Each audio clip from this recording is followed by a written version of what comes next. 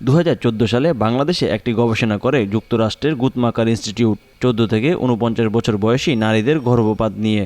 সেখানে বলা হচ্ছে 1029 জন নারী গর্ভপাত করেছে। বাংলাদেশে প্রতিদিন 3271 নারী গর্ভপাত করছেন। বছরে 12 লাখ নারী গর্ভপাত করছেন। জন্ম নিয়ন্ত্রণে অবহেলাজনিত অনাকাঙ্ক্ষিত গর্ভধারণের ফলে এটি হচ্ছে। 1860 সালে আইন অনুযায়ী স্বাস্থ্যগত কিছু কারণ ছাড়া গর্ভপাত আমাদের দেশে অপরাধ।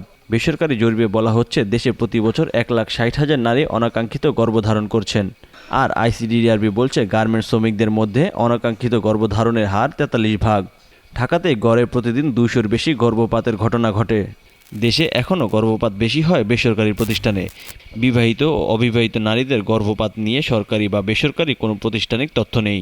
জাতিসংঘের রিপোর্টে বলা হচ্ছে ভারতে শুধু 2011 সালে 10 কোটির বেশি কন্যা শিশুর ভ্রূণ নষ্ট করা হয়েছে।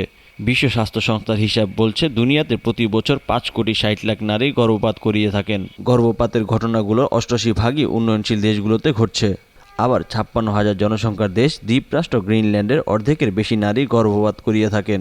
গবেষণায় আরও বলা হচ্ছে 20 ভাগ গর্ভধারণ প্রাকৃতিক নিয়মে হয়, আর কৃষ্ণাঙ্গ নারীদের গর্ভপাত 43% বেশি।